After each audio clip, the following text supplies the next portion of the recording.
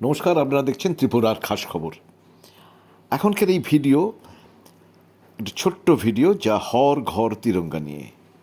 আপনাদের এই ভিডিওতে স্বাগত। স্বাধীনতা দিবসকে সামনে রেখে প্রধানমন্ত্রী নরেন্দ্র মোদীর আহ্বানে দেশ জুড়ে ফের উদযাপিত হবে হর ঘর তিরঙ্গা কর্মসূচি।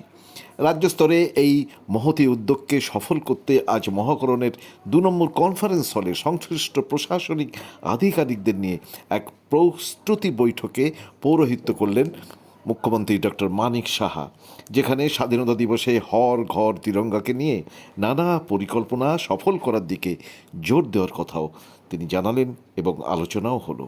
দেখুন এই ভিডিও।